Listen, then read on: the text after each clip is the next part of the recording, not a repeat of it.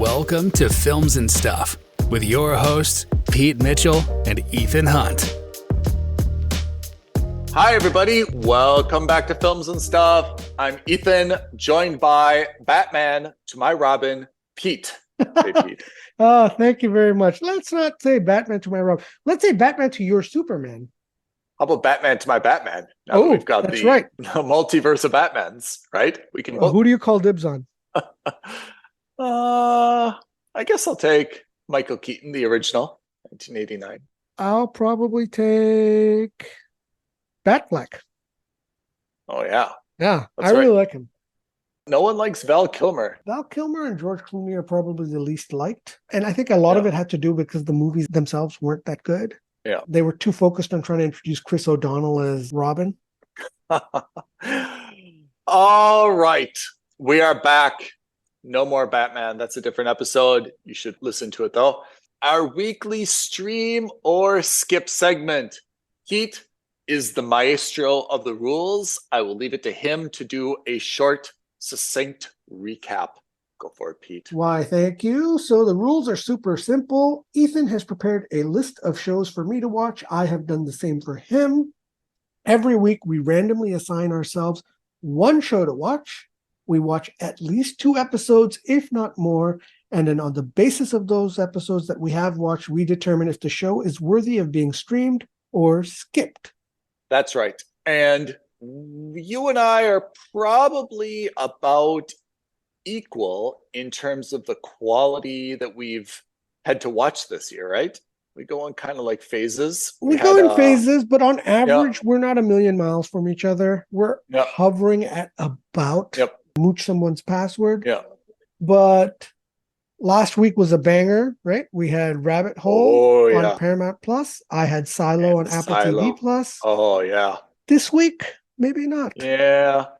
So this week, you assigned me Truth Seekers on Amazon Prime.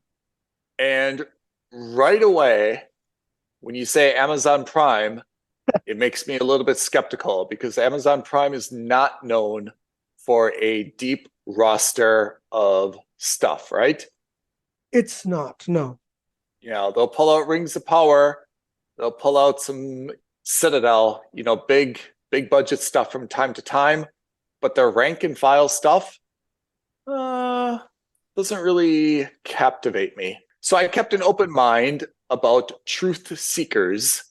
Let me just summarize what the series is about, first of all. It's Nick Frost, Simon Pegg. We both love those two guys. Classic. It was only 1 season, so that tells you something. It was made in 2020. It's a British, and this is exactly what they call themselves, a supernatural comedy horror streaming television series. I'll say that again because it's a lot of words you don't see next to each other. Made in 2020, it's British, obviously Nick Frost and Simon Pegg, but it calls itself a supernatural comedy horror streaming television series. I'm okay with comedy. I'm not okay with horror. Supernatural, I'm on the fence about. Let me give you the summary. It is Frost and Pegg playing characters that work for like a internet or a broadband installation company. It's called Smile. And these two guys, in addition to being coworkers and internet installers, have this amateur fascination with the supernatural. So they are what I would call like a ghost chaser, right? Where wherever there's something that's haunted or there's, some urban legend, they right away want to be, there. They want to investigate. They want to find something that's paranormal. I watched 2 episodes, more than enough for me. I understand why some people kind of like this. It's got some, kind of the traditional British humor in it. And if you do like paranormal, it's got that element to it as well. But basically, these guys, in the course of their jobs, go from place to place.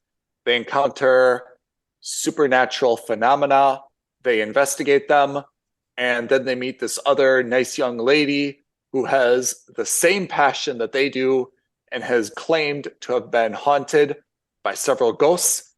They all team up and they try to find out what's going on here. I didn't watch the conclusion. What is interesting is that the young woman who they team up with is Emma D'Arcy. You recognize that name? From House of the Dragon? From House of the Dragon. It's Rhaenyra. Oh my God. Okay. Totally unrecognizable. Rhaenyra, recall, is a young, very, very, very blonde Targaryen. In this show, her name is Astrid, and she is kind of what you would think of, I don't know, a northern British paranormal enthusiast. Yeah. Very, very different haircut, very different color, looks not whatsoever like a Targaryen. So what can I say about this show to kind of summarize it quickly? It hasn't been renewed. That tells you not everything you need to know, but at least something that you need to know. I think critically, it's gotten a lot of recognition that it's kind of smartly written. It's got a unique premise. It's got some passion behind it. Frost and Peg always give their best efforts, but it's kind of trying to straddle worlds, and that's tough to do, to be scary and to be supernatural / paranormal and be a comedy all at the same time. Throw in the fact that it's kind of British humor, which has its own, let's say, rhythm or twang. And you can see why this does not appeal to like a broad swath of folks. The fact that it's on Amazon Prime, I see probably as just their way of trying to find low-cost content that may appeal to some folks. But again, with one season, as you're often fond of saying, what's the point of kind of getting emotionally invested in it? Hey. I felt the same way, but I have to say, this is not at all my style. 2 episodes and I was done. I give this a skip, and I hope that Frost and Peg can find a new passion project. By all means, bring back Targaryen. I would love to see her in something else where she's got blonde hair again instead of this kind of brown mullet that she's sporting here. And that's really about all I've got to say about it. Oh, well, that's a shame. I was hoping that Frost Peg dynamic duo combo would come back, right? Or would be able to deliver something funny, because their movies are excellent, generally very well liked. But it's a shame that's not the case. They have a very good rhythm and chemistry. And I do admire them doing something different. I mean, it's definitely hard to stand out in a comedy, and comedy is what they do best. Right. But the idea of the paranormal, supernatural, horror, it's just coming off wrong. And again, like, am I supposed to be laughing? Am I supposed to be scared? Is it supposed to be creepy? It's kind of all those things mixed together. And it just doesn't it doesn't flow very well. And it's not really enjoyable, I found, to watch all these things. And you know my feeling about horror and scary stuff. Absolutely not for me. And by the way, this isn't it's not horror in the sense of bloody, gory, stabby stuff. I'd say suspense is more like it, the creaky stairs and the dungeonish basements and stuff like that, it's more creepy, spooky, suspenseful than really horror stuff. But the idea is that they're just combining kind of a lot of stuff. Not my style. It's a skip. And I don't think it's a close call, to be honest. Okay. At least we've done a service for the viewers, listeners in this case. No need to watch Truth Seekers on Amazon Prime Video. And once again, as a public service to Amazon Prime, I really encourage you to upgrade your video library, because to be honest, apart from your 2 big money spenders or budgets, which is the Rings of Power and also Citadel, there is really, really an absence of high quality content on Amazon Prime Video right now. Yeah, I think they'd be much better off spending, instead of 300 million on one season of Citadel, spend 300 million and get, 5 different shows and add to the library. We've said this time and time again, but I think it's worth saying. If you look at what Apple TV Plus has right now, it is unbelievable. There is a significant amount of original content with good variety on Apple TV Plus. And it's really a little bit frustrating, I guess, that we haven't seen Amazon, do the same thing with lower budget, but still quality things, right? There's a bunch of relatively decent stuff that you could watch on Apple TV Plus. Not all of it is as high profile as the things that Amazon is trying to do, but it at least gives you more variety. I agree. When we start working for Amazon, that's what we'll do. We're available. Okay. Let's transition over to my show this week. I had to Tell watch me. Treason on Netflix. I think Treason is, again, exactly the right kind of miniseries you want on your streaming platform. Okay. It is a very short and sweet miniseries. It's only 5 episodes long, 1 season. However, the way the series is structured, if they ever wanted to make a sequel and a second season, they easily could. The premise is that the head of MI6 in London has been poisoned, and his deputy, who's played by Charlie Cox, takes over while the boss is recovering. Exactly. Oh, cool. Simultaneously, we learn that a Russian spy, who, as you wouldn't be surprised to learn, Charlie Cox has previously had a romantic relationship with, is now investigating the deaths of her former colleagues. And in doing so, she's kind of getting involved in British espionage affairs. She's a Russian lady. And so Charlie Cox's character gets drawn into this spy's web. And of course, the Russian spy is played by Olga Kurylenko, who you will probably remember as Taskmaster in Black Widow. No way. She was also in Hitman. Oh man, that's great. So we know that she's a physically capable actor. She's almost perfect for the espionage genre. And obviously we learn about everyone is trying to figure out who's killing who, why they're being killed, and does the boss who was poisoned, does he have more information that he wasn't sharing with anyone?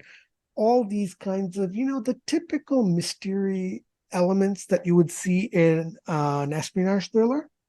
Yeah. You get a lot of that. So the show itself, very, very, very high quality production. It is your stereotypical British drama. For those who aren't aware, modern British dramas have incredible production values. They all look like they could be movies. Yeah. Like it's really high quality stuff. And the reason they can pay for that is because they don't produce 12, 22 episode long seasons. They're very tightly focused stories. So if the writers say, hey, look, this story can be done in 3 episodes, no problem. We'll fund it for 3 episodes and we won't cut your funding. We'll give you the full budget that you need for it. So they're not worried about spreading money over 22 episodes or over 12 episodes. They know that they'll be able to spend the money they need to do that. It's very similar to the spy thriller we saw on Apple TV, similar to Slow Horses and the other one with Ava Green, Liaison. Yeah. So it's very similar to that. However, because it's not really doing anything new, you can see some of the twists coming. I saw all 5 episodes. I finished the entire series because, again, 5 episodes? The whole series is... That's it. That's the beauty of it, right? It's such a short and sweet watch. You could easily do it in a good weekend. And It's not going to, rock your world in any way, shape, or form. But if you're bored and you're looking for a really solid drama to watch, this is it. It's really, really good in that sense. It's very enjoyable, not incredibly thrilling like, you remember The Old Man? Oh, yeah. It's not super action-packed like The Old Man. It doesn't have the suspense that Slow Horses had, because I think that also had a much bigger plot. This one is a little bit more, let's say, local. Right. It's good. It's good. It's a very solid mooch. If you're in the mood for something that's in that genre, you won't find much that's better. It's on Netflix. On Netflix. And how is Charlie Cox? Charlie Cox, I think of him as Daredevil, right? Yeah, so here's the funny thing. I was watching an interview about Charlie Cox, and he was talking about one of the problems he's had since he got hired for Daredevil is that his other auditions have been colossal failures because he did so much work and effort into becoming Matt Murdock and pretending to be blind that when he went into auctions, he would avoid eye contact. He would look to the ground. He would kind of do the things that inherently that a naturally blind person would do. And he said that it killed a lot of his auditions. And it reminded me very much of the same thing happened with Austin Butler. So Austin Butler played Elvis in the Elvis movie. Oh, yeah. The same thing happened to him. So if you watch Austin Butler's interviews, you don't even need to see auditions. Interviews of Austin Butler the year before he was Elvis, and then after he got cast as Elvis, and then after he filmed Elvis, you can see that transition of how his voice and his speech patterns changed. Oh, man, to become that's crazy. more and more like Elvis. There's on YouTube, look it up. There's an incredible cut of them showing interviews before, during, and after him filming, and how much he changed, not just in terms of his physical demeanor, but also the vocal tics. He sounds like Elvis by the end of it. Oh, it's that's unbelievable. So crazy. Yeah, and it also just goes to show you how dedicated these actors are, right? So, because when you see Charlie Cox as Matt Murdock, you believe that he's a blind guy with superpowers, right? You just understand it. He's so convincing. But anyway, going back, Charlie Cox, excellent. Olga Kurilenko, excellent. Una Chaplin is in this. She plays Charlie Cox's wife, also very good. Man. We've seen her in something Game of Thrones. Else. Yeah.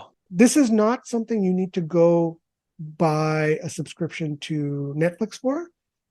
However, if you've already got Netflix and you've got a few hours that you want to kill with high quality content, this is it. Or, if you can borrow your brother's or your girlfriend's or, your best friend's password, go for it. You're not going to be disappointed in watching this. I just don't think you need to rush out and watch it immediately. There is a lot of quality content out there to see. I mean, even I'm behind on Silo. I'm probably behind on Rabbit Hole. There's new stuff being announced, but sometimes, yes, you just need 5 episodes and you just need to knock them out. This seems like it would be not watching it one by one as background. It seems like you've got a Saturday night. You're just going to stay in and you're just going to pound out 5 episodes. You're going to pop open a few beers. You're going to order in some pizza. And, you don't want to sit through an epic series that has multiple seasons. Yeah. You don't want to sit through something that's too deep for you. This is exactly right. Yeah. This week was kind of a letdown for both of us. What's our assignments for next week? Okay, perfect. So we're both on Netflix next week. You will be watching Virgin River. All right. And I will be watching Rough Diamonds. So Virgin River, I feel like I've heard it, but I have no idea what it's about. I have exactly the same as you. I've heard so much about it. I believe they're 4 seasons deep with a 5th season being renewed. It's made a lot of noise because I guess it's a popular show, but I know nothing about it. I haven't even watched a trailer. So I don't know what genre it is, but whatever it is, be fun to go into it a little bit blind, you know? Yeah, exactly. So that's why I thought it would be good to put on your list. Whereas Rough Diamonds, I've heard a little bit about. I believe it's a fictional drama, but about the diamond trade. Yeah. So again, that could be fun. It could be exciting. It could be a little bit like, on the crime side. It could be on the, we don't know. So I'll find out more. This is a big week for Netflix because we've been struggling a little bit to find some good content on Netflix. After Beef, I think we have been struggling to find something that was like really, really compelling on Netflix, right? Yeah. So Netflix's new releases this year have mostly all been bangers, right? We had Kaleidoscope, Unstable, Beef, Diplomat, and Fubar. Yeah, that's surprising. Okay. Netflix as a whole, in terms of other shows of this year, has kind of been below a mooch. No good.